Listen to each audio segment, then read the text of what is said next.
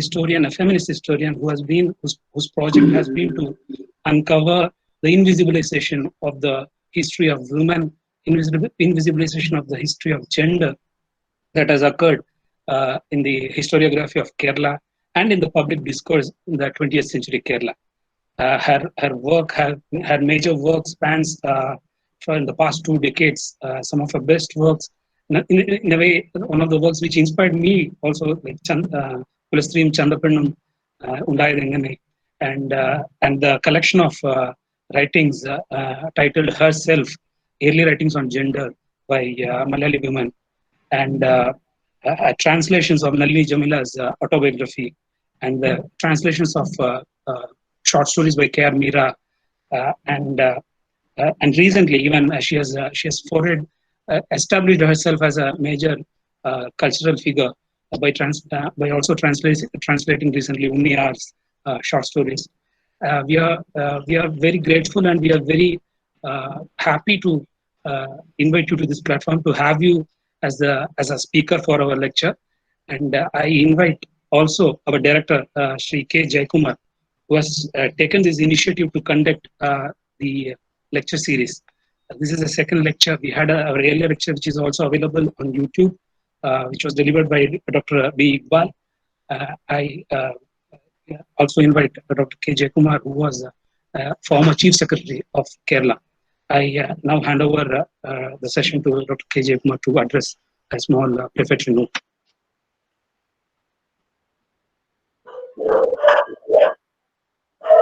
Some mute. I think Devika speaks English because there are listeners who are non-Malayalis, therefore we will use English. So I welcome Devika to this public lecture series. It's an initiative of IMG because in these COVID times, this is the only medium to reach out to people. Even our trainings are online. So we thought that training government staff, government officers is not only about their internal subjects, but improving governance is a multifunctional enterprise where everybody has to be made aware about the complexities of public life, issues in public life. Therefore, I thought this public lecture series will take us way forward to understand the dynamics of governance, the sensitivities of governance by addressing various issues which are relevant to our times. So I was trying to get Devika for an earlier program which we conducted for our faculty. Unfortunately, you could not come because I know the range of your research and your study. I know the depth of your commitment. I know your aggressiveness. I know your how serious you are about this, because listeners might think that I'm just saying these epithets without knowing much about her, because we had a good opportunity to interact when I was in the Malayalam University. She's a very, very, what should I say, very, what's the word for that? Accomplished translator with a tremendous insight, sensitivity, and drive. Rahul said that she has translated Meera's short stories. No, of course she has, but Arachar, Hangwoman is the major work she has done, and it's not a small job, which she did excellently well. And that is one bond which I have with her literary fascination and her translation and her accomplishments as a translator and a literary person. Of course, as a social observer, as a social scientist, she has done commendable work. And the gender sensitivity in our society, which is, of course, which is a major subject, I think there is no other person who can talk with the sensitivity of a writer and the depth of an academic than Dr. Devika. That is what has prompted us to invite you to this. And I'm sure I do not want to stand between you and the listeners who are, I think already 140 have registered, which is a fairly good number in this format, in this format. And I thank you for accepting this. I welcome you to IMG's lecture series. I also welcome all those people who have, all those well-wishers who have joined this program and are waiting to hear Devika. On to you, Devika. Thank you very much. Thank you for that exceptionally generous introduction. I must say that I'm an old hat in the topic that we are discussing here. It's something that fascinated me a very long time back. As a young student in Trivandrum in the 1980s. So, you know this, I'm sure that pressure still exists for any student who anybody who's a good student in school is urged to do science or medicine, basically engineering or medicine. But if you evince an interest in pure science or in arts, especially if you are interested in the arts and humanities or social sciences, then they generally assume that you are on your way to the IAS exams. And I'm someone who kept resisting that. One reason I kept resisting that was that I always thought it was a puzzle to me, because growing up in the 1980s, when we were all talking about the Kerala model and how it had helped women and how Malayali women were so fortunate because they were educated, they did not have to be constantly giving birth, health-wise they were in better. I mean, it was coming from all sides. And you have to be an 80s kid to know how that was, a teenager in the 80s to know how intense the discourse was.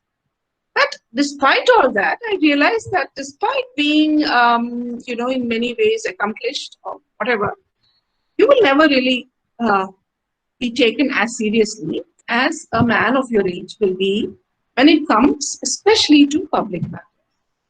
So in public life, despite all the talk, despite all the claims, it appeared to me that even the most talented women, like say for example, K.R. Gauri or Sushila Gopalan, some of the most interesting CPI leaders of that time, women leaders, Bhargavi Sangam, many others, they were not really given what they truly deserved.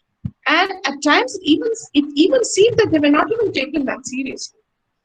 This was a puzzle for me. Women were everywhere. Women seemed to be on their way ahead. And as the Kerala model told us, women were educated.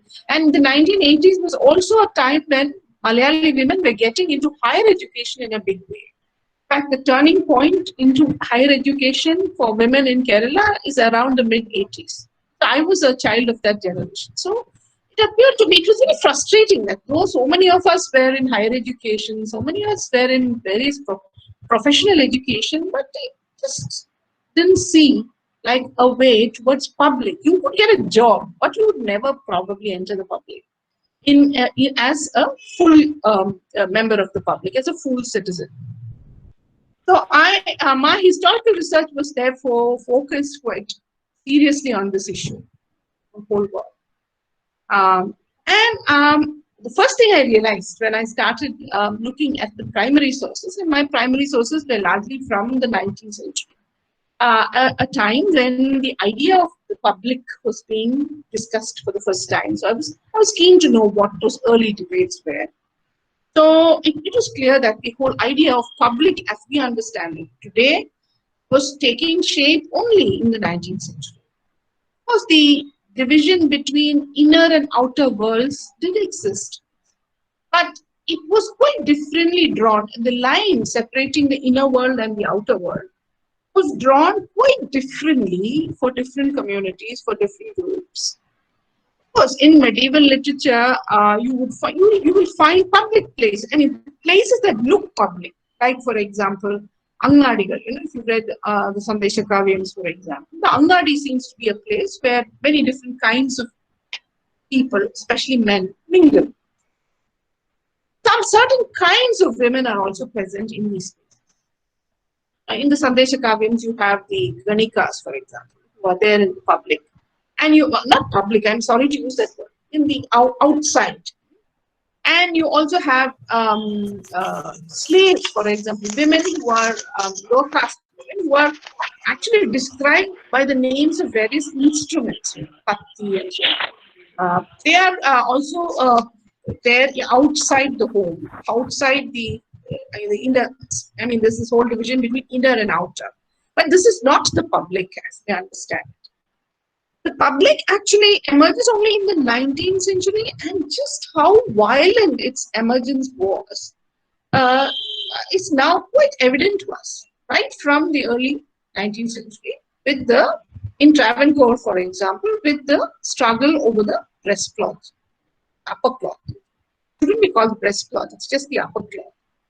So you must have heard of these famous rebellions. They were by members of the Chandar community in South Travancore, who had, who had in some ways come under the influence of external agents. That is, many of them worked in Tinnerveli under the British. Under the British, many of them had migrated to Sri Lanka.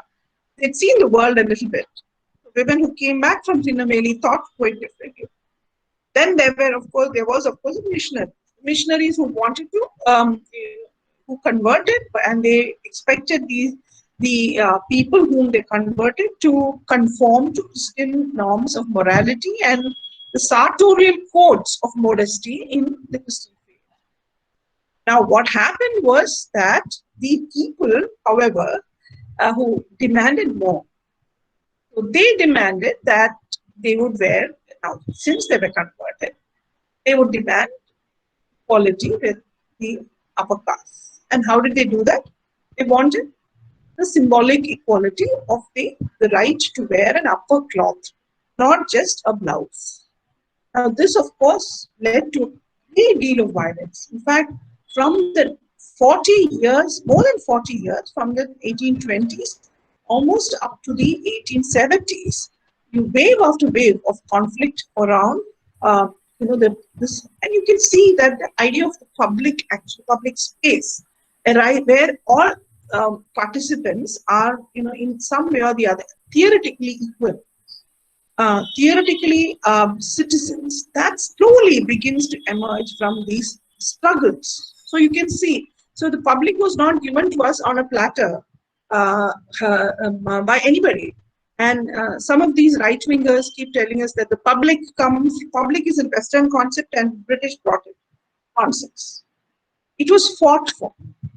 The struggles of the 19th century show that the public did not emerge just because the British came here and did something, or the missionaries came here and did something. The public actually emerged from the struggle of people, lower caste people, for equality. So the idea, but then the point to be noted about the 19th century is that though there was a need for public space, so when Madhava Rao became the Diwan, he wanted to set up a string of courts, for example, around Travancore, where everyone, after the emancipation of the abolition of slavery in Travancore, the civil rights of the ex-untouchable slave caste had to be acknowledged, and they were of course they were allowed to enter the public roads and so on. Proclamation. Tremendous violence followed this. Whenever, simply because there was no public existence in Travancore before, great deal of challenge to the lower caste people moving on the public.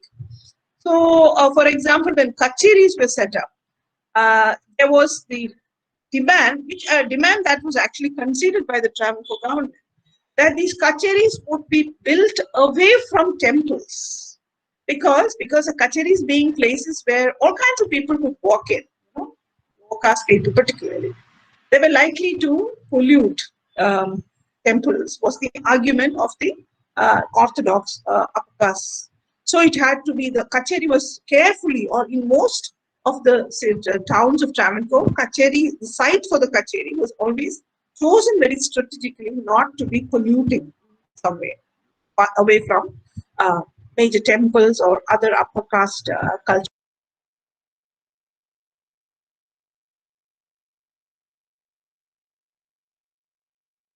Hello. Ma'am, Hello. Is that okay? Now am I audible now? Hello?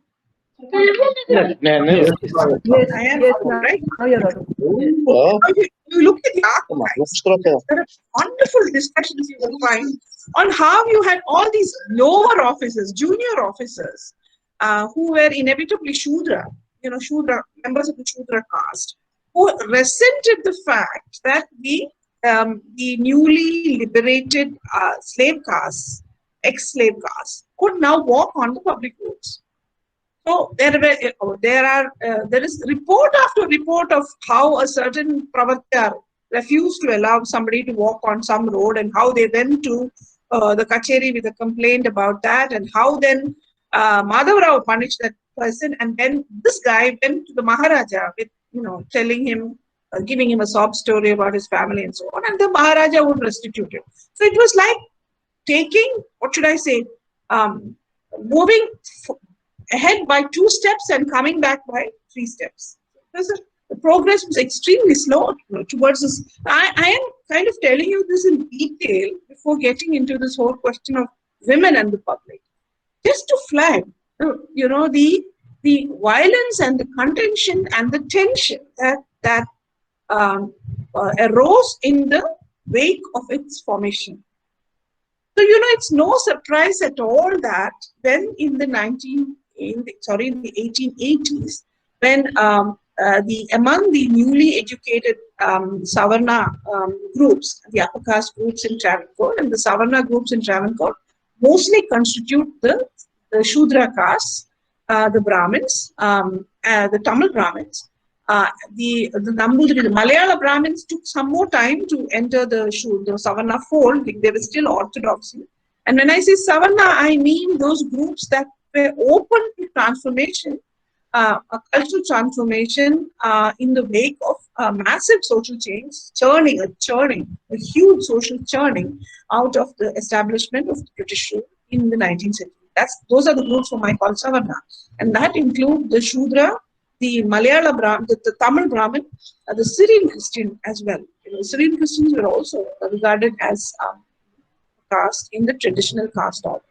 These groups, and of course the Iravas were untouchables, but they were fighting this. And the economic situation of the late 19th century was very fortunate, and the Irava community was actually able to make a great deal of advantage from that situation. So in the 1880s, you had the first women's magazines appearing in Travancore. The first generation of newly educated Savarna men had started discussing how to reform their women to make them more amenable to modern times, how they could be turned into better housewives, better companions, better mothers, and so on. And one of the forums on which these debates took place were the women's magazines. And the first one was called the Kerali Suguna Botini, which was meant to educate women. Many Shudra women had already learned how to read and write, and they were not only literate, they were actually well educated in the classics and so on. Sanskrit, some degree of Sanskrit they had mastered, and some of them were even accomplished poets and so on. But nevertheless, they had to be modernized. So the new women's magazines focused on this whole challenge of modernizing the family, modernizing family relationships, the space of the modern home, how that could be integrated into the traditional household, as well as preparing women for modern companionship and wifehood, as well as motherhood. So those were the themes. Now here it's interesting. Now if you take the very first issue of this Kerala Suguna contained a statement on the kind of education that these women could be offered. Now, it's interesting how the first statement lays out what women could read and what they could not read, what they could participate in and what they could not participate. And the two areas that were supposed to be completely kept out of the magazine, that is, no discussions would be permitted on two specific themes in the magazine. And these were politics and religion. Now that's very interesting, isn't it? Now, if you think about our recent times, pressing most pressing themes of public life are politics and religion. And these two are precisely the areas that women are expected to keep out of. And it's interesting now, again, if you remember Indulekha, the famous novel Indulekha, which was also published in the decade. There is a famous discussion in this novel, where all male discussion, where the heroine, the eponymous heroine Indulekha, is not present in this discussion. Three male characters come together to discuss two important public themes, and one of it is actually politics, and the other is religion. And it's interesting that the eponymous heroine is nowhere to be found. Yeah, she speaks only about intimate matters, family matters, and so on, but never really about either politics or religion. So, in other words, public reason did not accompany the opening up of the public in Kerala, in Malayalam-speaking regions, and this is true even towards the end of the 19th century, when women had the whole question of how women could engage with modernity was being discussed.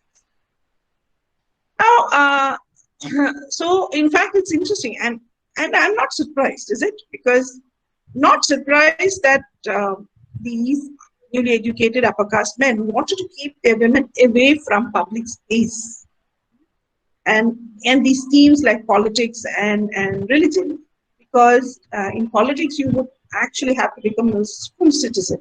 And becoming a full citizen meant that you had to have to accept some form of public reason. Religion too, again, is interesting, because in order to be talking about religion, you need full membership in that a community of believers. And here again, you would have to overcome not just gender difference, but also difference of caste and class. So that is something which was dreaded in a way by these by newly educated upper caste men. What they really wanted through women's education is companionate wives and efficient mothers. And in fact, so that, and modern gender, of course, proved very convenient, because the whole ideology of modern gender divided the world into these very interesting halves, public and private, and generally argued that women had a disposition.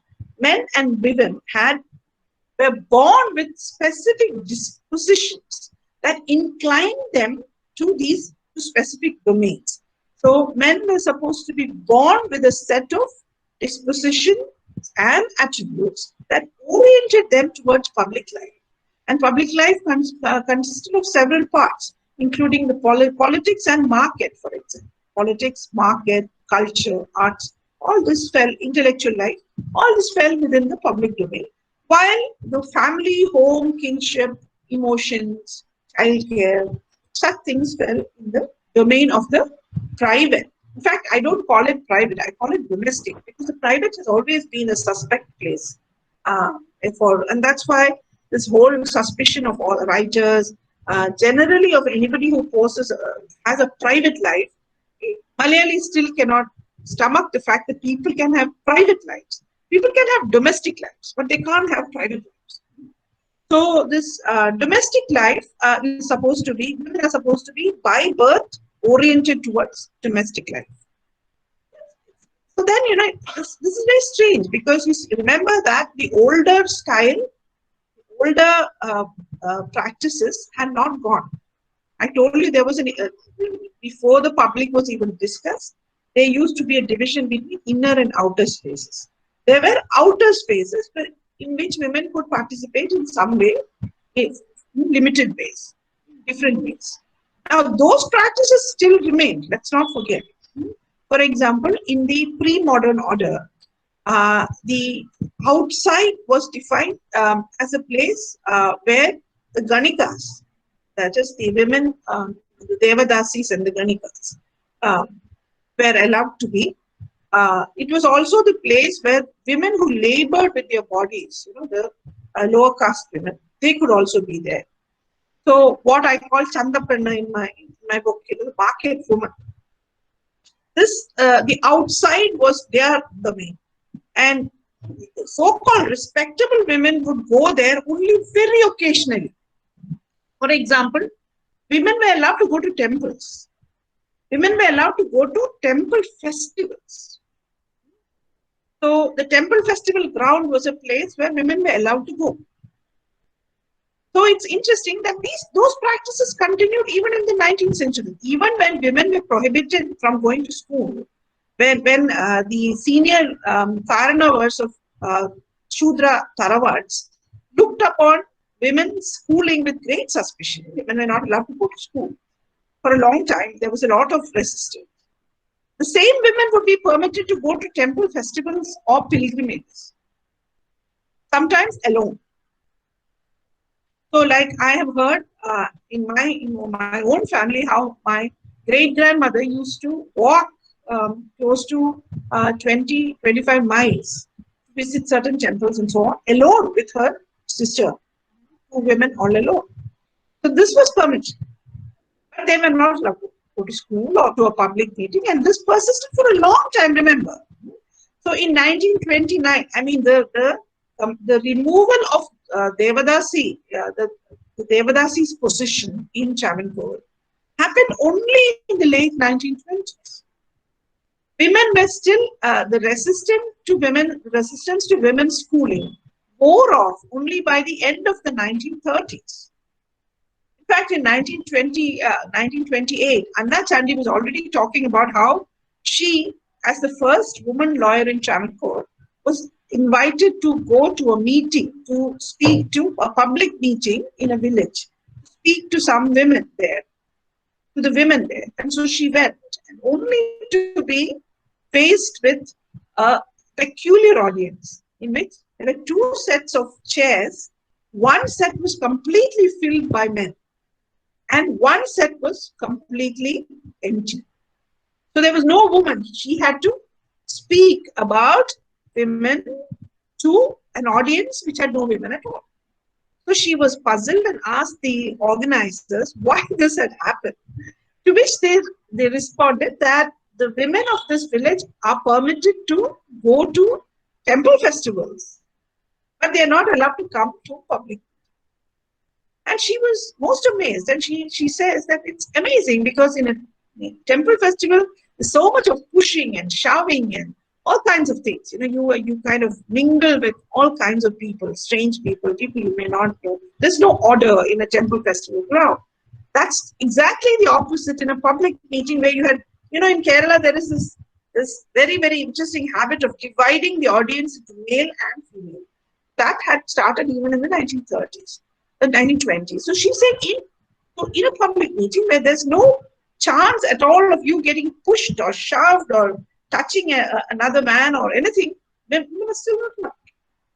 Now this is the point I'm trying to make, that the public was out of bounds, public spaces were out of bounds for women for a very long time. And as I'm going to argue now, the entry into those public spaces did happen in the course of the late 19th century and the 20th century, but with several important qualifications which dog us, I believe, even today.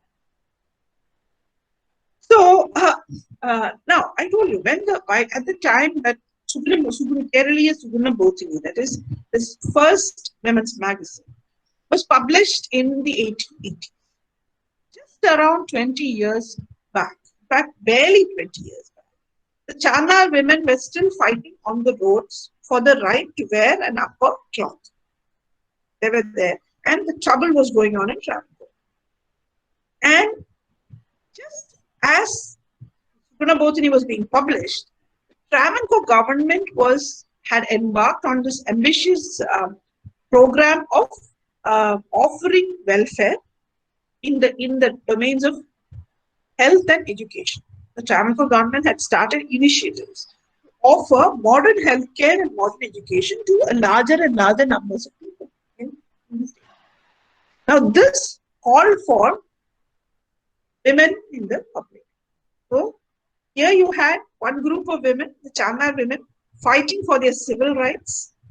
At the same time, the Travancore government was opening up new domains of welfare, which required women employees in the public.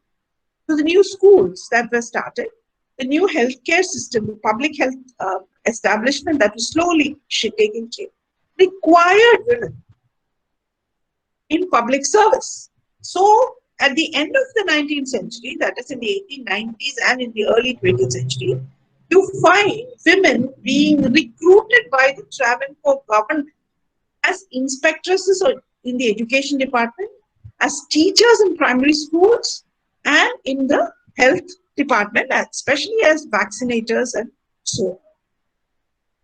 Now, this is also the time, remember, and this is an initiative from above. From below, there were pressures that were forcing women to get into public service. That is, the end of the 19th century was also a very difficult time as far as the Shudra Tarawads were concerned. Now, around almost 100 years, by then it was almost 100 years after the British had taken over the administration of the Malayalam-speaking areas and had established a new system, and the whole world had changed because these areas were now integrated into the colonial economy and to the world system, the capitalist world system, and this had brought tremendous changes in society. So the women were being pushed, the security that used to be offered by the Tarawads was no longer existent, and more women were actually trying to look for ways out. And a very interesting book you might want to take a look at is the autobiography of a well-known freedom fighter. Her name was Ratnamai Devi. Fighter, she was a scholar. She was one of an early scholar in Hindi from Kerala, who settled in Delhi finally, of course, better known as the mother of J.N. Dixit, the well-known public servant. Ratnamai Devi was also, closely involved with Gandhi and Gandhian work. Now, in her autobiography, she gives us an account of how two generations before her, her grandmother and her mother had struggled. Her mother and herself, that is, her mother became a teacher in the 1890s. She herself became a teacher in the 1920s. So, how and what were the pressures that drove her mother into modern education? In the 1890s, the Travancore government was already offering a scholarship to women, female children, in government schools.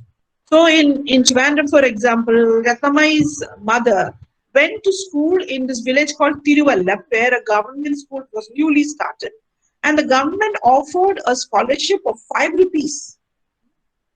And their Tarawad being a difficult one because there were disputes between her uncles and her mother. And Ratnamai Devi's mother decided that to escape, education was the route. So she went to school against all odds and became a teacher. Many of our grandmothers, then my great-grandmother herself, at the start of her career, was a teacher. In the primary schools of Travancore. So several women from Shudra families, especially Shudra families, and this was not something that was very shocking at the point, because Shudra women were used to handling money. Unlike the Malayala Brahmin women who were not permitted to handle money, the Shudra women were used to keeping accounts, and they were closely involved in the economic activities of the Tarawad even before, and therefore finding a job and handling money was not new to them.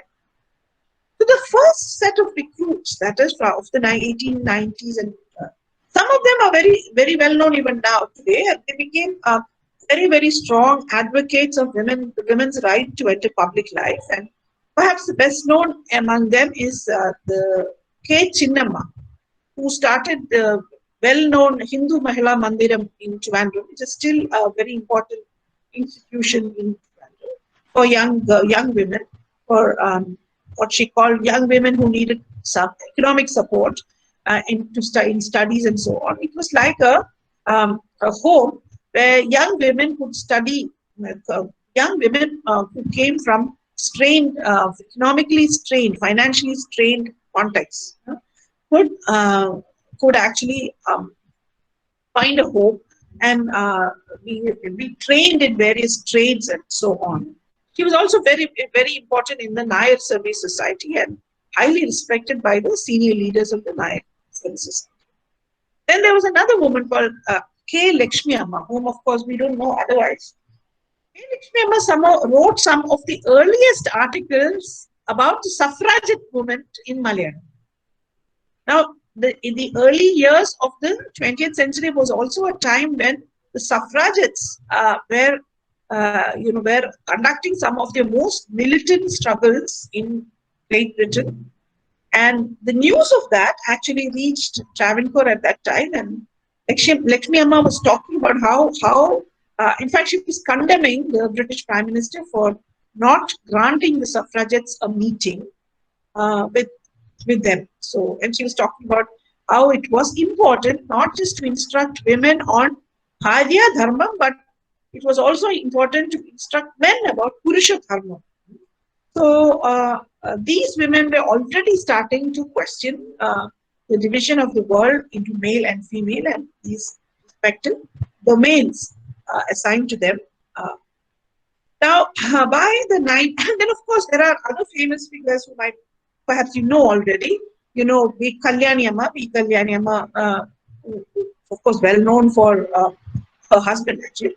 She was the first Shudra woman to actually to pass the matriculation exam, and she was also a teacher. And she's known for her association with her partner, her husband, Sudesha Vimani Ramakrishna Pillai, and her account of her life with him is also quite well known in Malayalam, and there's a very good English translation as well. Oh no, I'm sorry. There's a very good essay on the autobiography by G. Arunima, worth reading. So in the 1920s, the first generation of modern educated women who entered college were coming into their own. You know. So, and many of these women had gone outside Kerala. I'm in the Malayalam-speaking regions. So you had, say, Mary Punnan Lucas, for example, who was already a doctor, studied in London, and was already a doctor. Who was back by 1905. Then there was the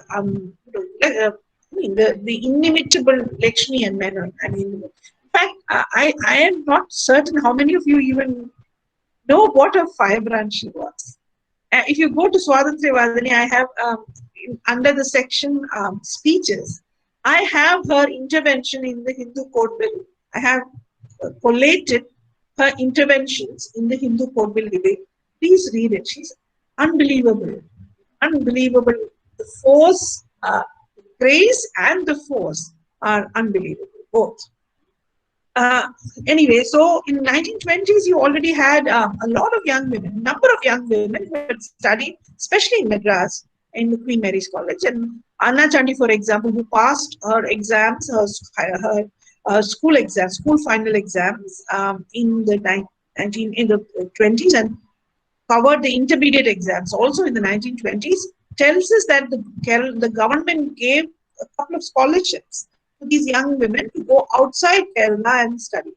And these scholarships were offered to the Queen Mary's College or the Madras Christian College, so they could go to Madras and study. The two women who topped the list would be given those scholarships, and she had actually won. So, a number of these toppers went to Chennai to study, present-day Chennai, Madras to study, and they returned with degrees. Now, this was also the time when Sethu Lakshmi Bai had become regent of Travancore, and she, if you have read Manu Pillai's wonderful book, Ivory Throne, please read it. It's a lovely book. If you have not already read it. And Manu's book quite nicely captures the woman, Sethu Lakshmi Bai.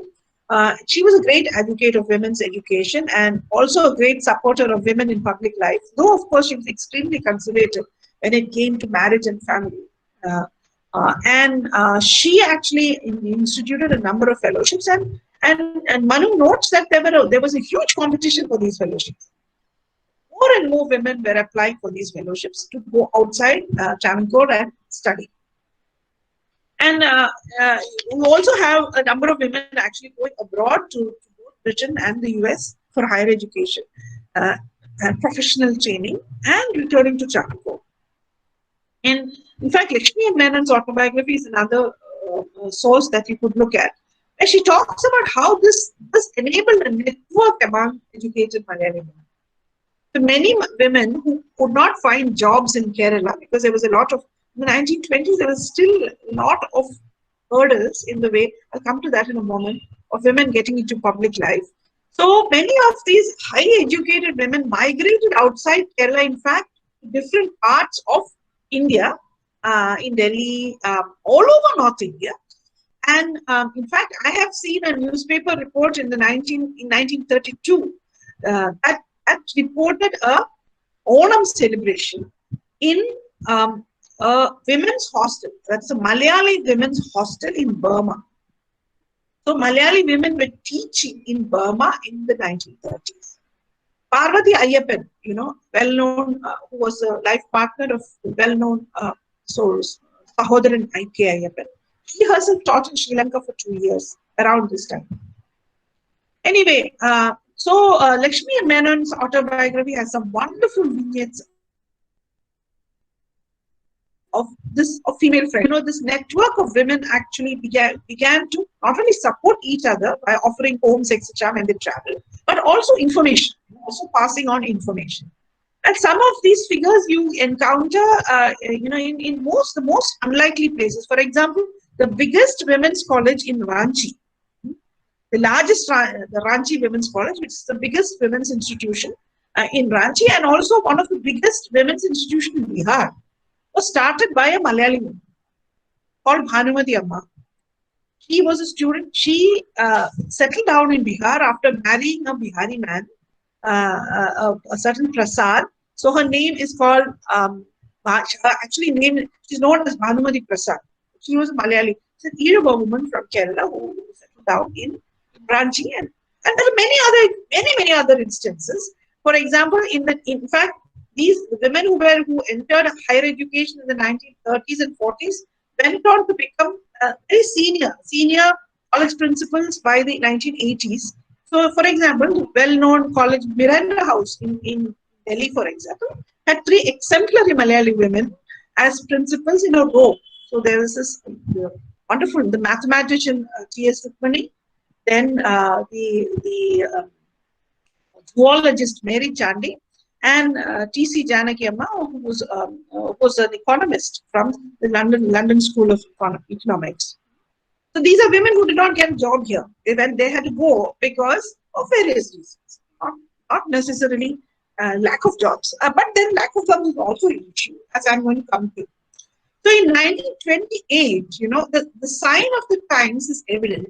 In 1928, you had already what is called the Travancore Lady Graduates Association, and this was an association of young women who had college degrees and who were petitioning the government for reservation in government services. And at that time, around this time in 1928, 2 women were given jobs, one in the state secretary and the other in the high court as clerks. Now this led to a huge hubbub, a big furore. That is, Sadasya Tilakam T.K. Velupillai, who was very highly influential intellectual, legal, a prominent legal authority, the Travancore Law College. He set off a series of objections. Public speeches were made against granting women jobs, and this led to a huge debate. Anna Chandy's finest. You will now, when you leave this discussion, there's one single piece that you must read. That is Anna Chandy's speech on that occasion. It's on Swadhantra Vadani. It's called On Freedom of Women. Please read it. It's an amazing document. Now you have this 24-year-old woman. She's barely 24, just out of law school, and just got her Sanat, she had registered herself as a lawyer. And this is confronting her own teacher on stage. So in a public meeting where Sadhusuthialagam T.K. Velupullai came, delivered a long speech condemning women's presence in public life, she entered the stage, took over the stage, and she responds to him. She says that she's a lawyer representing women who have been unfairly impacted. So, and therefore she presents a defense of women's right to enter public life. It's worth reading, please. I will not go into the details, but it's worth reading. Anyway, whatever Velupullai may have said, it did not make much of an impact because the Travancore government, now from the 1920s, you start seeing women in the legislative assemblies of Travancore, Kochi, and also the Madras Presidency. So the 1930s particularly becomes a decade in which women enter legislative assemblies representing women, the constituency of women. So these were women who were nominated and expected to represent interests of women. And this is a very important point, please keep it in mind, because this means that the government was accepting that the category women, was a discernibly separate group of citizens who had certain special interests and claims upon the government. So they were being accepted as an interest group who had to be represented in public life. So in Travancore Legislative Council, for example, had Mary Punnan Lucas from 1921 onwards, but she was a health department, she was representing the health department. Later you had Mary Punnan Lucas representing health department. She was actually not really representing women at all. But you had someone like Elizabeth Kurivilla, who was given the explicit brief of representing women. Then Anna Chandi herself entered the Legislative Council between 1931 and 32, and then there was the Srimulam Praja Sabha, had several women. In fact, the first set of women to enter were like Mrs. A. Shankarapillai, Anna Chandi, P. Meenakshi, Rudrani Amma, Penina Moses, and so on. Then, of course, the formidable T.V. Narayani, Valsalam Rose. I mean, if you want to know more about that, please go to Swatantra Vadini. Their interventions in the Travancore Legislative Assembly debates have collated them there. You take a look. And in Srimulam Assembly in the 1930s, you had somebody called T. Narayani. It's very sad that we hardly know anything about her, you know. But she was a member of 3 different assemblies and piloted a number of, and interesting, she was the first woman member to pilot an independent legislation on child marriage, on banning child marriage. You would see the same in Kochi also. You had figures like Thotakata Madhavi Amma. Of course, he was remembered both for her mother and her husband, actually, hardly for her. Then there was Gauri Pavitran, again, well-known person. At that time, we've forgotten who she is now, but at that time. Srimati Dr. Teresa Francis, again, such an interesting woman, but we hardly know who she is or where she came from. No details of her life. Then Dakshayani Velayagan, again, well-known because she was part of the Congress and she became a national figure. In the Travancore Assembly in the 1950s, you had late 40s and early 50s, you had, of course, the formidable Akamacharya and Annie Mascreen and others who became prominent in the Travancore Kochi Assembly as well. The Travancore Kochi Assembly also had very interesting people like Annie Joseph. Annie Joseph has a fascinating, I've translated a part of her autobiography on Swatantra Vadini. Please read it. It's a fabulous account. Madras, of course, we know that in Malabar, of course, we don't see this kind of intense upsurge, partly because education, etc., was quite backward in Malabar at that time. But we still have figures like A.V. Kuttimalu Amma and others associated with the national movement, and then later some figures associated with the communist movement. Now, remember that the 1930s is a very, very important decade for several reasons affecting women. Now, first of all, Kerala was, Malayalam-speaking regions, like any other part of India and the world, was reeling from the Great Depression. So, the Great Depression had destroyed livelihoods and put people into tremendous difficulty. And joint families were breaking up at that time because of family legislation as well as the economic troubles. Then Kerala, Travancore and Kochi were already going through the first phase of demographic transition. That is, death rates had come down, but birth rates were going up, which meant that each family had more members to support, young members to support. Dowry was becoming quite common in Kerala by that time. So in other words, women were now had to seek, especially women of privileged communities, really had to get out and seek work for their own survival and the survival of their families. So there's no wonder that so many women were applying to the Travancore government for scholarships and jobs. Now, this is the context in which the presence of women in the Legislative Assembly became so vital. So now, if you look at the debates of the Legislative Assembly and the interventions of these women who represented women as a category, you can find that they are demanding employment for women, they are demanding the removal of restrictions of marriage on women. Nurses, for example, or teachers, for example, had to leave their jobs if they got married. So the members, if the women members were fighting against that, they were creating facilities, they were arguing to create facilities for women in public institutions. For example, Anna Chandi's early interventions have to do about creating facilities for women in police stations, courts, waiting rooms, bathrooms, etc. They were fighting for supporting self-employment women. In fact, some of the predecessors of the gender park, in fact, you would find, I have it on Swadhandrawadani if you want to take a look, because there is a proposal that was brought to Travancore government by, if I remember right, it was either Pinina Moses or Valsalam Rose, which asked for something quite like the gender park, for training women in employable skills and so on, and a special area where women business people could come and start their businesses. So some kind of incubating space and skill providing space, quite like the gender park now. Then it's also interesting that very often these women in these assemblies were picked for being community members, so members of certain communities. But it's interesting how they refuse to just represent their own community. Very often they would, in Kochi, for example, Gauri Pavitran crafted legislation in favor of the women of the Malayala Brahmin community.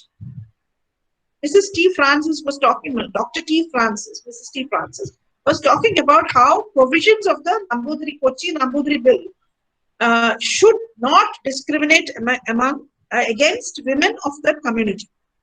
So these women, even when they represented their own community, always crossed those boundaries when it came to addressing a common interest. And therefore, this is a very interesting phase. So, women police, for example, the whole argument for women in the police force, women, and there was this argument that women were needed in all arms of the government, including the police. And these women had to actually tackle a number of arguments by powerful their male colleagues, which cited psychology and all kinds of outdated now, of course, which said that women were unfit for these professions. Anyway, they kept pushing and hammering.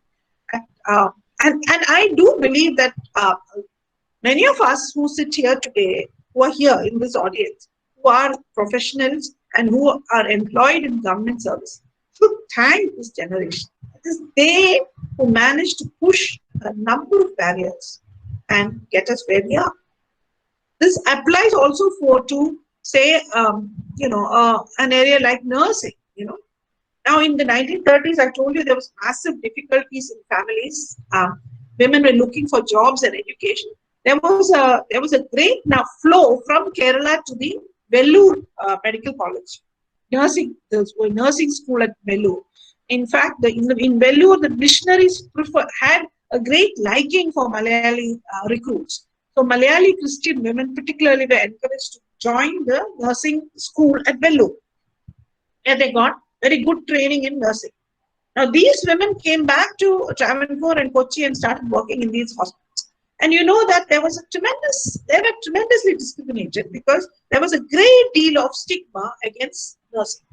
And that is not only because of orthodoxy, it was also because of colonial medical establishment the hierarchy, colonial hierarchy, hugely discriminated against nursing and nurses and treated them as second-rate professionals.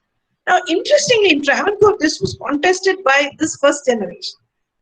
Because in Travancore, Rockefeller Foundation also tried to do some health interventions in the 1930s and 40s, and they selected some of these nursing professionals and trained them in Toronto, in Western universities, and two of these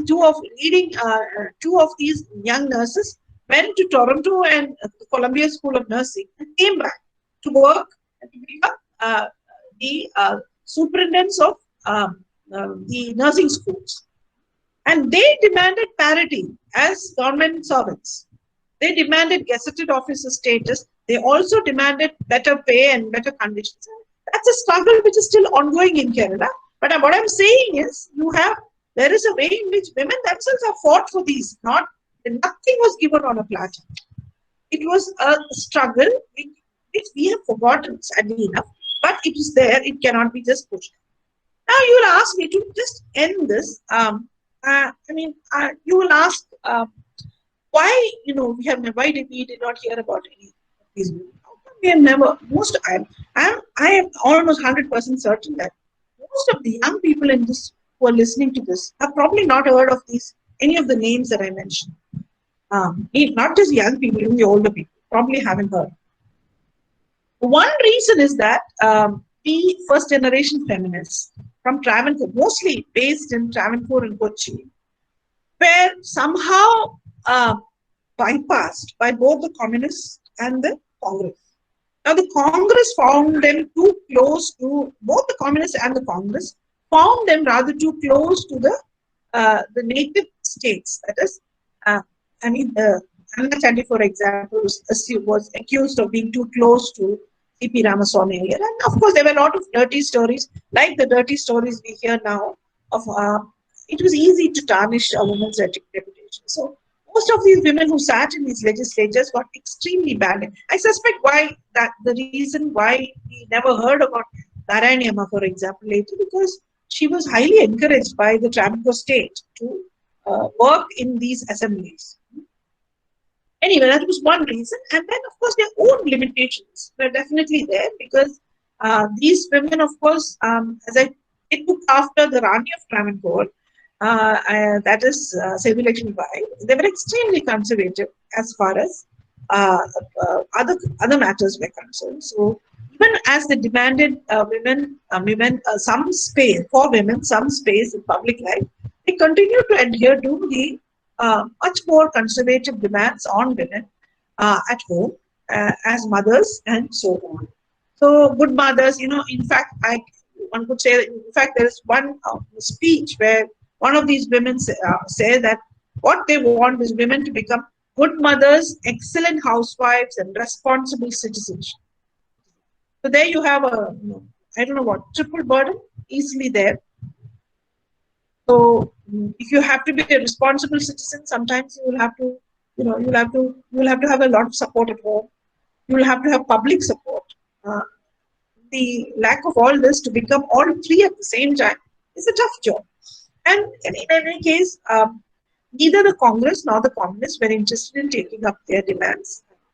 In fact, during 1940s, many of these women were quite against the national position taken by many women's groups, that they did not need a special reservation. Like the Gandhi-Ambedkar debate over special seats, special representation, there was also a debate whether women required special representation. I tell you, life would have been so much better if every constituency in Kerala had to be represented by a man and a woman.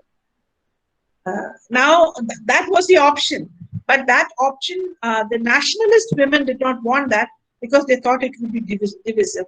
In Travancore, the first generation feminists often stuck to that position.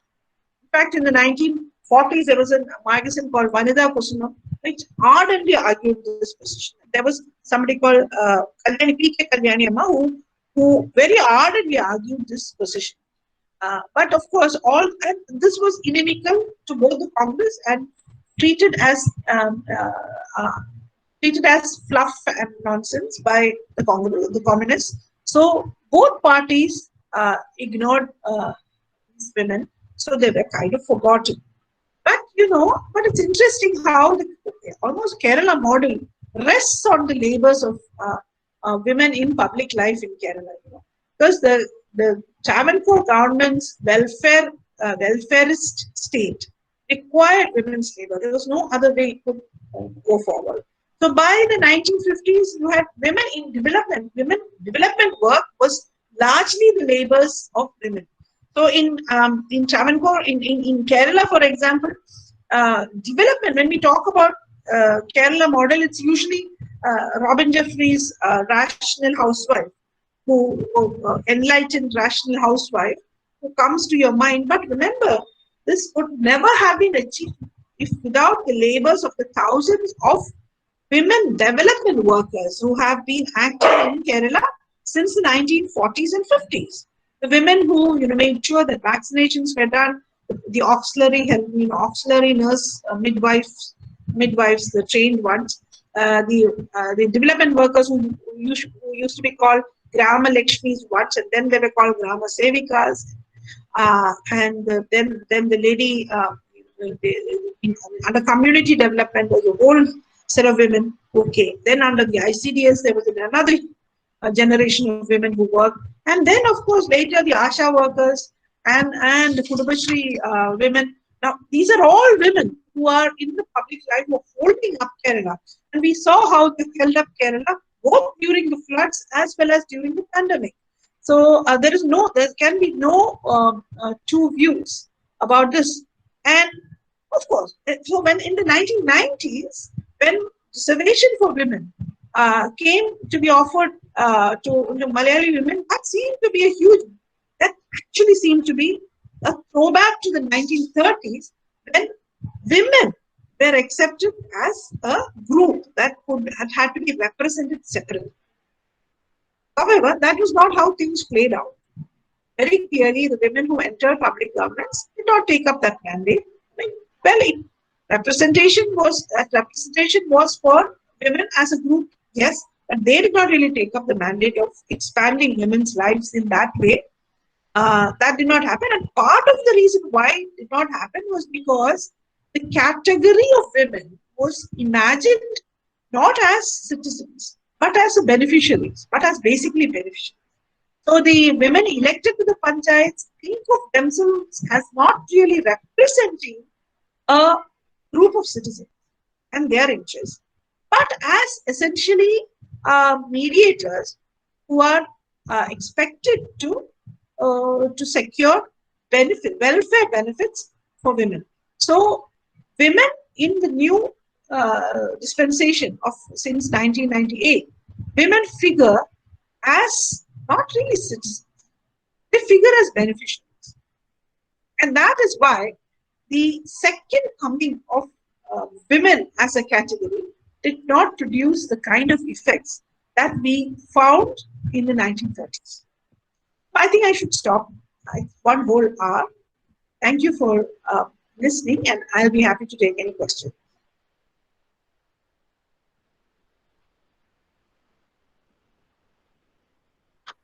Thank you, ma'am.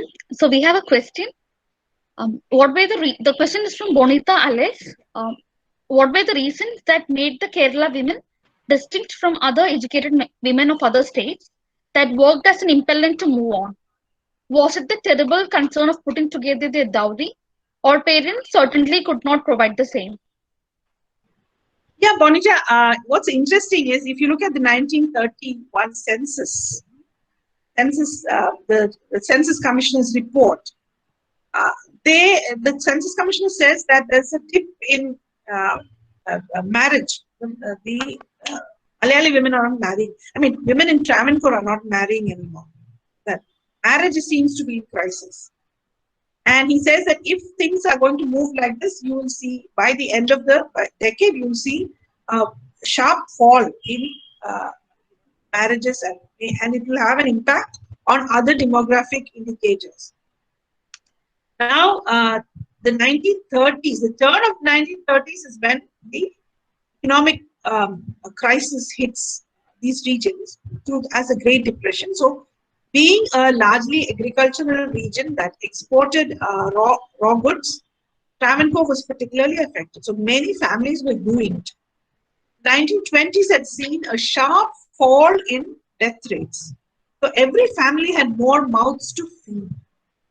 By the 1930s, dowry was becoming an issue. You are right about dowry. Dowry was becoming an issue. So earlier, if in a family you had like 10 children, and out of which only, say, 5 would survive. Now you had a situation where you would have 10 children and only, and perhaps 8 would survive. And you still had, and your economic resources were much less. And on top of it, now marriage seemed to be driven by dowry. So you see, the impact fell much more on women. But the difference was that these women had access to education early, unlike in other parts of India. As I told you, the Travancore government had started setting up schools for girls even as early as the late 19th century. Schools where women could get primary education at least.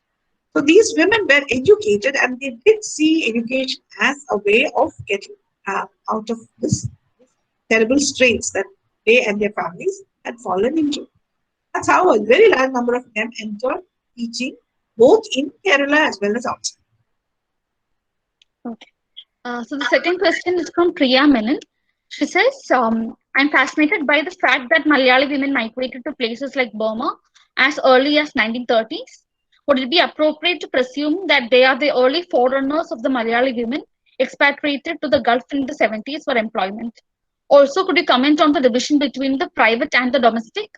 Thanks for the very informative lecture. Yes, well, you could call them the forerunners, but you see, Priya, these are two different worlds altogether. I have an essay which I can share with you if you want, where I'm talking about the world, colonial geography, the in the 19th century, looking at migration. The early 19th century is very different from the late 20th century migration. Early 20th century migration, that is, the migration to Burma, to the Southeast Asian region, the kind of world context that provided for that migration.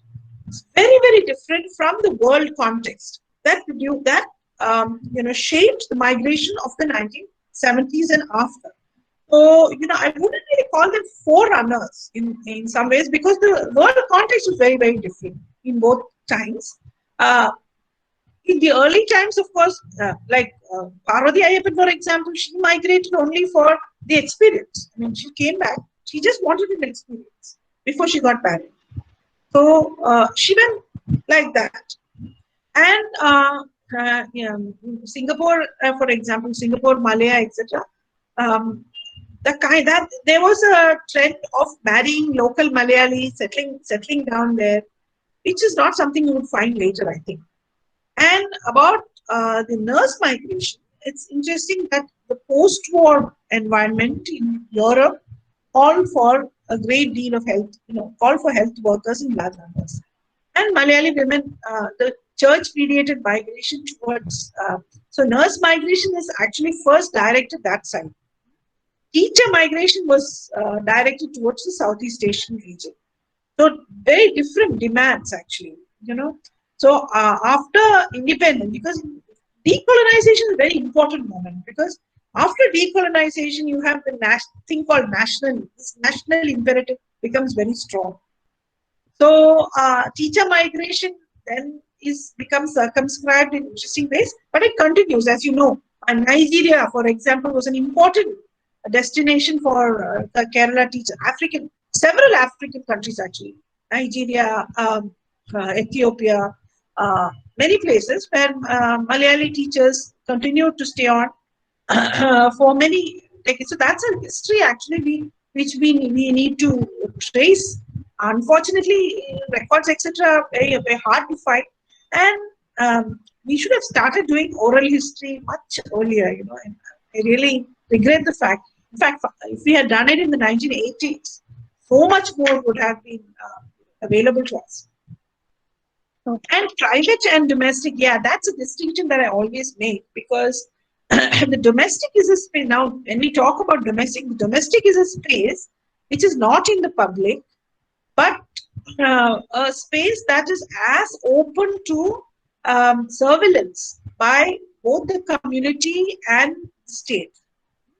And it's shaped by the laws and policies of the state as well, and the various needs of the community and so on. That's the domestic for you. It's every bit open to intervention, but the private is something beyond that. That is why the state is so suspicious of the private. Because the private means you never know what's happening in the private, right? So anyone suspected of harboring a private is suspect. Can be trouble. All right. So, Another Rose, can we successfully trace the political history of Kerala through the work done by both to a great extent? are you working on that? Are you doing any research on that?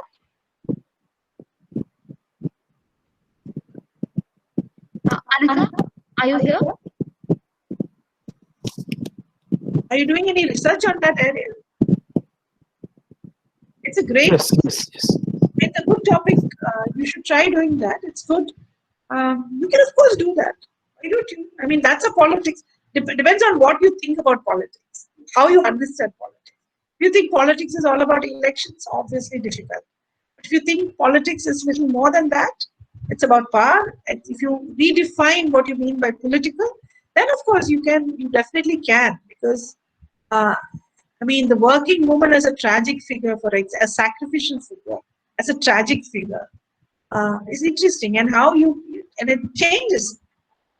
Later, there are some interesting deviations in the late 70s, where you have some interesting figures, like the hippie films of the early 70s. There are some hippie movies, interesting hippie movies. And the space of the college, for example, is not a disciplinary space. It's a space of fun and consumption, youth. The youth movies, actually, of the early 70s, where there is some difference. But then of course, you end up with Tessa. Now, of course, now Tessa means a girl in, what is that film? Oh my God, 30 female quota. What was it? 29 female quota. 32, whatever. Female quota, 22 female quota, right? So that's a whole story you can trace. Abhirami asks, can you give some Benevolent insights about the practice of benevolent sexism in Kerala? My God. Well, you read my work, so I can only say that it's too big a question for me to answer right now. But all my work has been about that, so maybe up that. And you can take up research in this area. I've been doing it since like 30 years now. So obviously, you can do it, research. Despite 100 years of women in public life, why have we not seen a woman chief minister yet? Ask Gauriam. Well, as I told you, the acceptance is very poor of women wielding power. Is very, and in Gauriamma's case, I mean, you remember, Gauriamma was always treated as an honorary male. She was hardly treated as female. She was always treated as an honorary man. But nevertheless, when it came to power, wielding power, and it was such a golden, glorious chance lost for us, because you had an Avarna, not just a woman, but an Avarna woman would have been in power in Kerala. It would have been such a different, and she was, of course, a brilliant administrator. Definitely no fool. Nobody could mess with her. So it's a great pity that we have not been able to do that. But there are very clear reasons as to why we could not. If you've noticed, she has never been granted a persona beside all that. Her public life was constantly scrutinized for whatever reason, though irrelevant, and she never cared a fig what people thought about her public life, her personal life. constantly pursued. She was also denied power because she was in some ways a lone figure, a lone figure. Difficult. Swati CSS, how do you see the participation of women in Hindutva assertions in Kerala? Well, I have again. I have a whole essay which I can share if you want. Too big a question to answer right now, but definitely it's very interesting because Hindutva participation. Hindutva seems to be offering a kind of space by which women can, what should I say? Both retain, and this is particularly so for Savarna women because they can amass both a traditional form of caste capital or the community capital on the one hand, while at the same time continuing to enjoy all the benefits accruing to them from the what we call the Kerala model developments. Because in the Sabrimala issue, for example, you saw a very large number of women who were professionals who have actually benefited from being in Kerala, from being raised in Kerala, who were at the same time desperate to hang on to tradition, old mold of tradition. And the Hindutva offers that space, so you can be the traditional and modern at the same time, like some stupid gold jewelry ads keep telling you. So that is very that constant effort to prove yourself to be, and that is directly related to the history of Savarna community formation in the 20th century. That's a long history which I cannot really recount now. I have a paper. If you're interested, you write to me. I can share it with you. You can read it if you like. It's a long paper, but it's directly related to the Savarna community formation of the 20th century, by which women became the custodians of this traditional capital. Because by the time untouchability was removed from public spaces and taboos associated with worship were removed from public spaces, they retreated into the home. So for a long time, inside the home, the puja room and the kitchen were supposed to be kept, very carefully, taking into account all the restrictions. So women were not supposed to enter into the kitchen without having a bath. Lower caste women, servants were supposed to stay as far as possible outside. So, in Kerala homes, you had the kitchen always had two parts, right? You had the kitchen proper, and then you had this place called work area. So the lower caste woman who comes to help you in the labor will sit in the working area. And many houses for a long time, till women started going to work, cooking, at least cooking, lighting the fire, the women of the house would do. Now that began to erode in the course of the 20th century. When women started going to work, suddenly you had to allow lower caste women in the kitchen. But the puja room has always been kept as an area where you don't let anybody except the women in the house. And when you have when you're menstruating, you keep far away from that space. Earlier, you used to keep out of the kitchen also. So in some ways, the home became the space where all these traditional, observances, especially of caste, and this is all related to caste, and taboos and gender. Taboos relating to caste and gender came to stay. And women, and that was supposed to be the burden of women who carried that burden. Now in the Sabrimala, the Hindutva in Kerala gave them a space to express that. So anyway, that's a short version, but that's actually a long story which I can share if you like later. Next question is from Nancy Thomas. What do you think about Shilpa? I loiter. Why loiter? Yes, yeah. Yes. She claims that for all women to be able to access public space unconditionally, we need to dismantle the discourse of respectability and demonstrate the purpose of walking the street. Actually, I think we should. I would have loved it if you learned that not from Shilpa but from Saraswati Amma. Okay, Saraswati. Maybe I'll translate that essay of her. My next translation on Swadhantrayavadini should be that essay, where she says that Look at the clothes. So she talks about walking to office on a rainy day.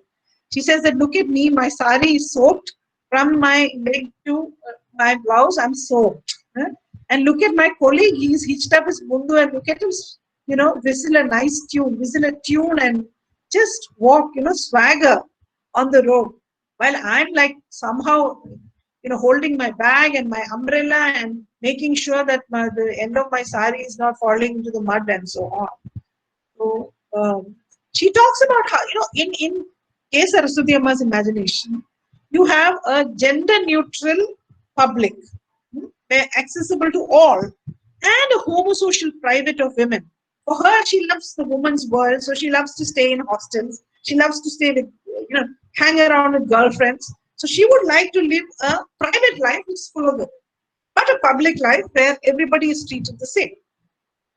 And access, and this whole question of access to public life, and why is it that men and women have to stay separate? If you haven't thought about it ever, why in Kerala, in every space, until very recent times, you had this separation into a male space. If you stand in a bus stop, all the men cluster on one side and women used to cluster on the other. You got into a bus, men sit on one side, women sit on the other. I mean, you should think about it, why that we do that. We do that because we don't want, women to mix with too many strange men. We don't want the boundaries of caste and community to be eroded. Okay. Vipulesh asks, what about the role of local women figures in creating public women spaces in Kerala? Or the Local women figures in creating women spaces in Kerala. what is the local women?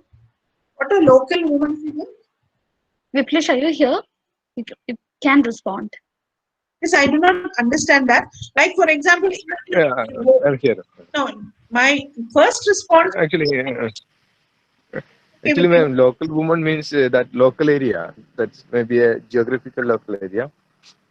Actually, I'm from Balushiri, and Oh, like that. one of woman like Imbichi Pannu.